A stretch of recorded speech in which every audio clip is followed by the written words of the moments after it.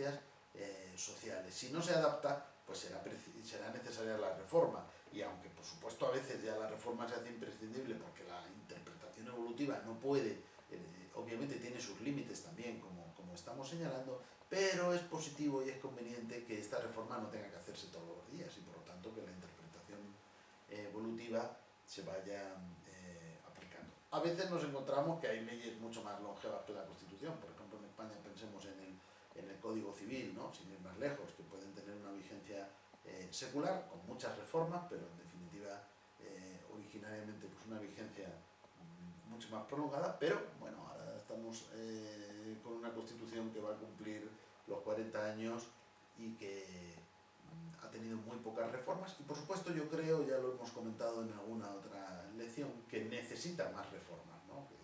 que necesita más, pero también necesita de una interpretación evolutiva. Por poner un ejemplo del Tribunal Constitucional Español, nos encontramos la sentencia que se pronunció sobre la ley que regulaba el matrimonio entre personas del mismo sexo, que es una sentencia de 2012, se pronuncia sobre esa ley, que era una reforma del Código Civil aprobada en 2005, el Tribunal se tomó 7 años para pronunciarse sobre esta ley, que parece desde luego un plazo muy excesivamente dilatado, pero el punto al que voy es que el tribunal entendió que, aunque ciertamente cuando se aprobó la Constitución el concepto de matrimonio era la unión de un hombre y una mujer, el hombre y la mujer tienen derecho a contraer matrimonio con plena igualdad jurídica, dice el artículo de la Constitución que el tribunal tenía que valorar.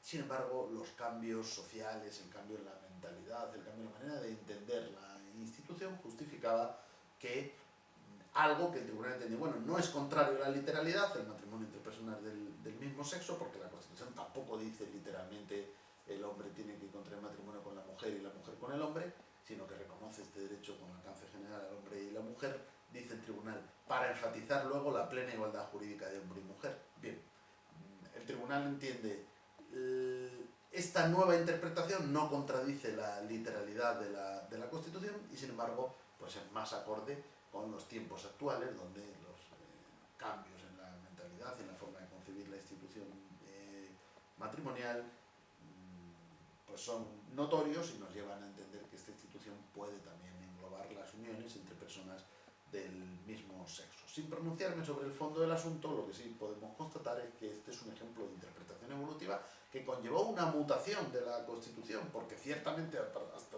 durante cierto tiempo ese artículo se había interpretado de una manera y a partir de ese momento pues el artículo se va a interpretar de otra manera. Al haber llevado a cabo esa interpretación evolutiva, pues no es necesaria o no fue necesaria en ese momento una reforma de la Constitución para reconocer el matrimonio entre personas del mismo sexo. Si se hubiera entendido que esa regulación es incompatible con la Constitución, pues lógicamente no se podría haber reconocido ese matrimonio, por lo menos con una norma con rango de ley, sino que tendría que haber sido con una reforma constitucional.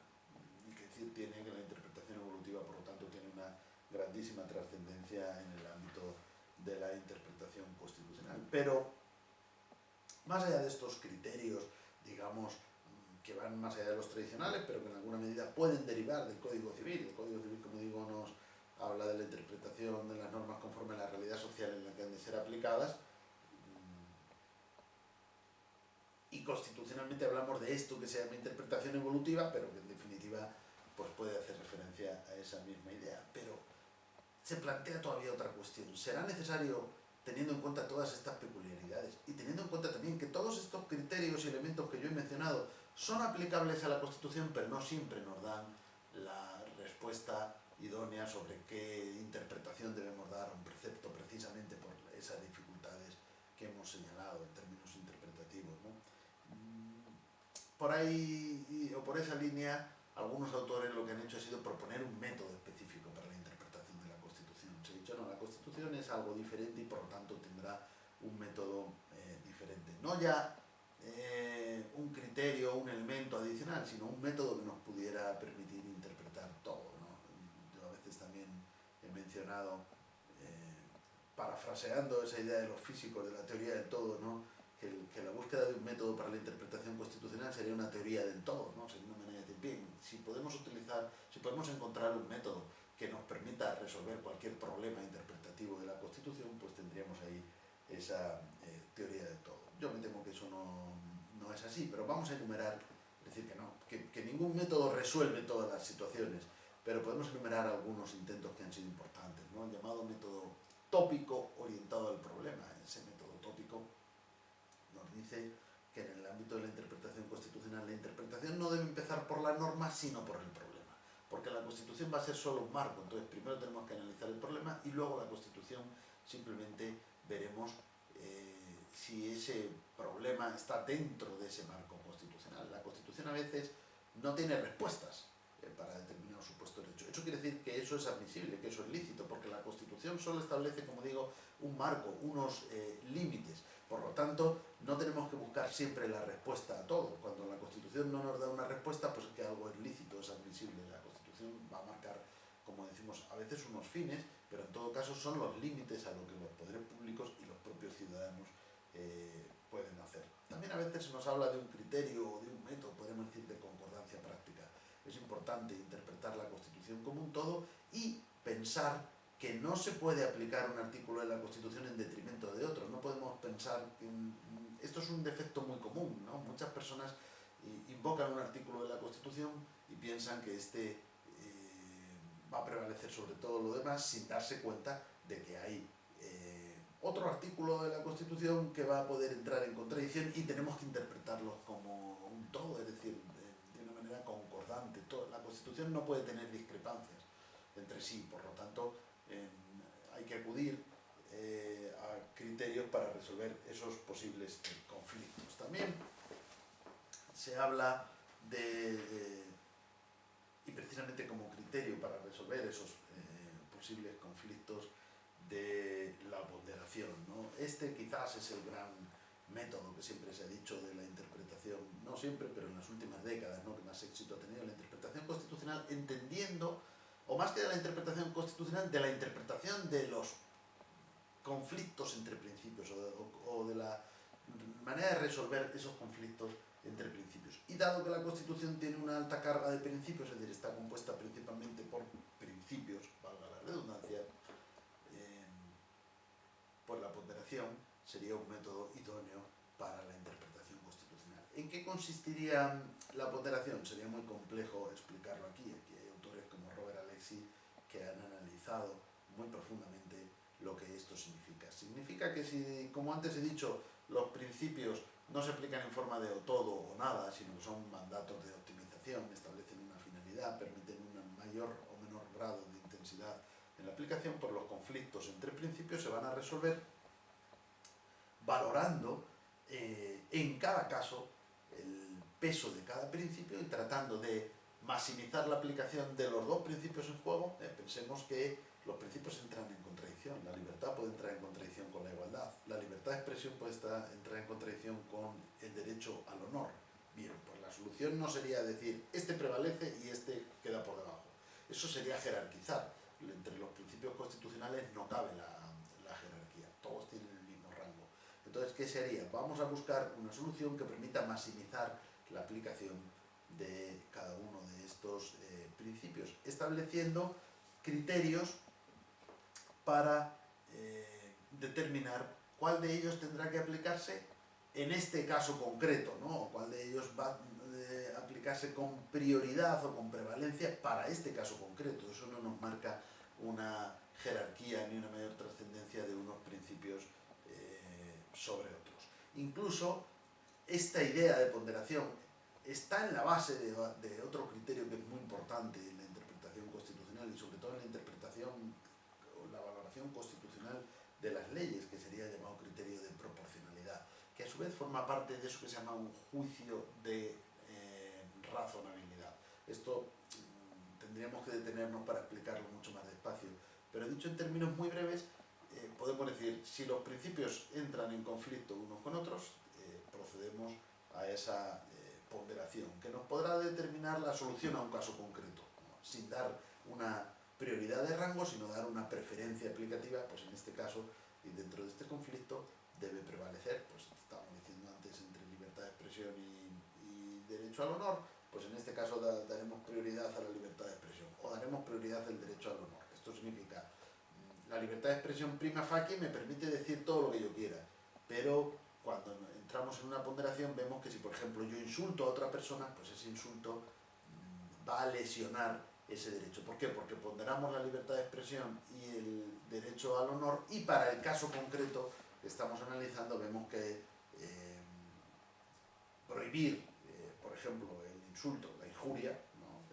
Prohibir la injuria supone una injerencia pequeña en la libertad de expresión que tiene una finalidad determinada, como es la protección de otro derecho fundamental, como es el derecho al honor, ¿no? Bien, pues aquí vemos que se lleva a cabo esa ponderación. Pues una de las consecuencias, como digo, será ese juicio de razonabilidad y ese principio de proporcionalidad. Esto se va a utilizar, el principio de proporcionalidad es uno de los elementos del juicio de razonabilidad que se utiliza para la valoración constitucional de las leyes.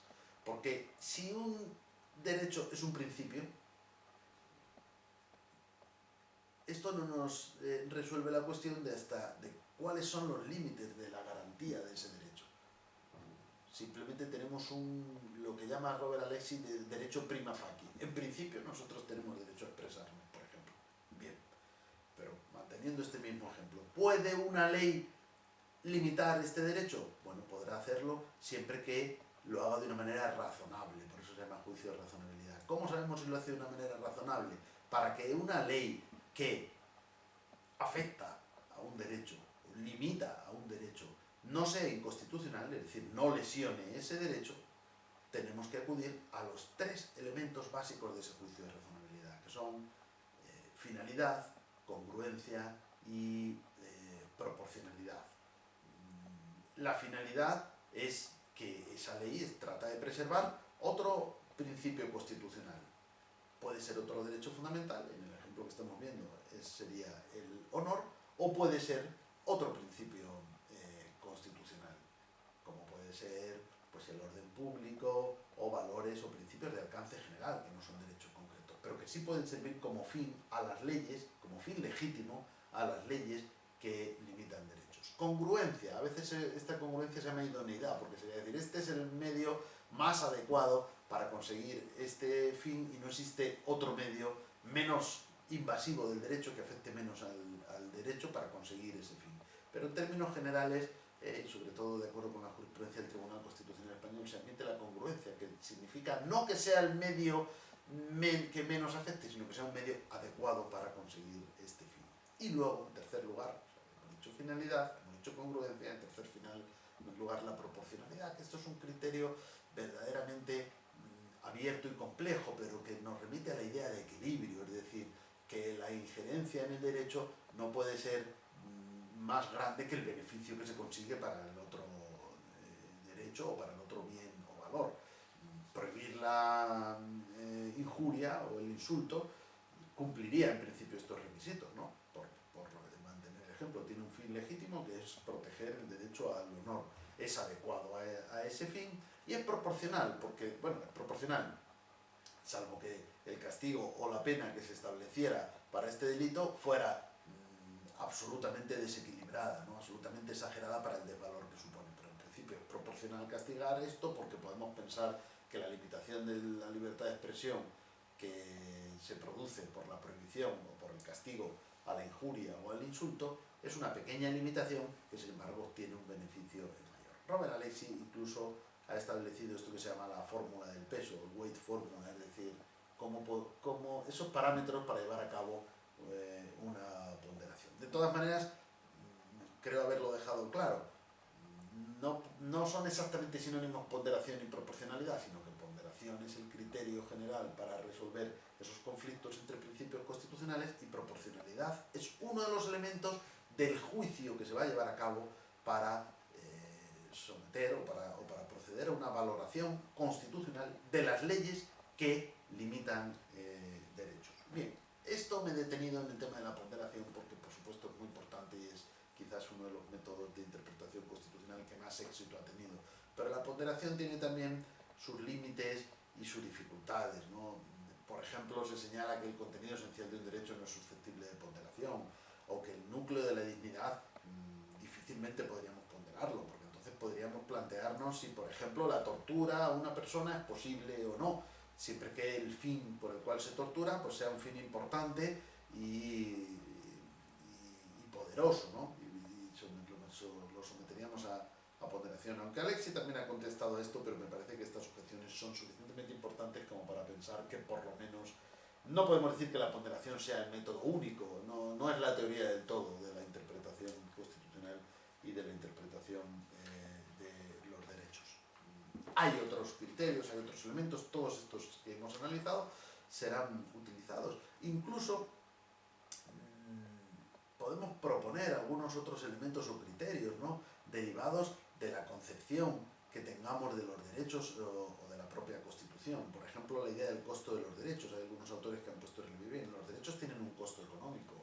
Esto tiene muchas consecuencias, ¿no?, que ya no podemos distinguir fácilmente entre derechos de libertad y derechos de prestación porque todos cuestan dinero, pero también tiene consecuencias que son las que me interesa destacar ahora en la interpretación de los propios derechos.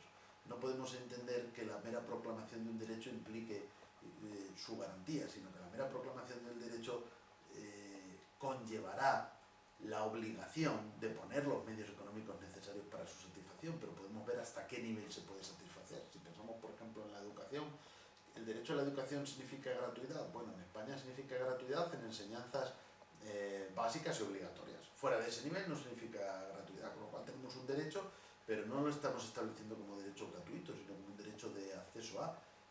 Pero es que incluso en el ámbito en el que la educación es gratuita, el derecho fundamental, no digo lo que pueda establecer el legislador, el derecho fundamental a la educación implicará también gratuidad de libros, implicará también gratuidad de transporte, de comedor escolar.